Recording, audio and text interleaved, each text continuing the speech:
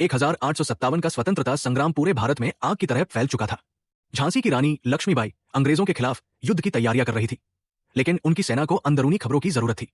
ऐसे में झांसी के पास स्थित एक छोटे से गांव की 20 वर्षीय लड़की सावित्री ने अपने साहस और बुद्धिमत्ता से इतिहास में अपनी जगह बनाई। सावित्री बचपन से ही घुड़सवारी और तलवारबाजी में निपुण थी। जब उसने सुना कि अंग्रेज गुप्त रूप से झांसी पर हमला करने की योजना बना रहे हैं, तो उसने अपनी पहचान छुपाकर अंग्रेजों के शिविर में जासूस बनने का निश्चय किया। वो एक गरीब ग्रामीण महिला का भेष धरकर अंग्रेज अफसरों के शिविर में दाखिल हुई और धीरे धीरे उनके विश्वास में आ गई। वो उनकी भाषा समझती थी और उनकी योजनाओं को गुप्त रूप से झांसी तक पहुंचाती रही। एक रात उसने सुना कि अंग्रेज एक गुप्त मार्ग से किले में घुसने की योजना बना रहे हैं।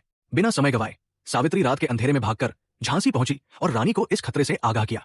रानी लक्ष्मीबाई ने तुरंत अपनी सेना को तैयार किया और दुश्मन के आने से पहले ही उनके छिपे सैनिकों पर हमला कर दिया।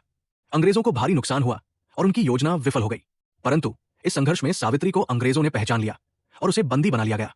जब उसे सजा सुनाने के लिए लाया गया तो उसने निर्भीकता से कहा, झांसी की हर नारी सावित्री है, एक जाओगे हजार खड़ी होंगी। अंग्रेजों ने उसे फांसी की सजा दी, लेकिन उसकी शहादत व्यर्थ नहीं गई।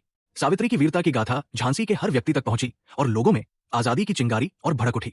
जब रानी लक्ष्मीबाई ने युद्ध किया तो हर महिला और पुरुष सावित्री की तरह लड़ने को तैयार था। सावित्री भले ही इतिहास की किताबों में दर्ज न हो, लेकिन झांसी की माटी में उसकी कहानी आज भी गूंजती है। ये केवल एक गाथा नहीं, बल्कि हर उस नारी की प्रेरणा है जो अपने देश, परिवार और सम्मान की रक्षा के लिए किसी भी बलिदान के लिए तैयार है।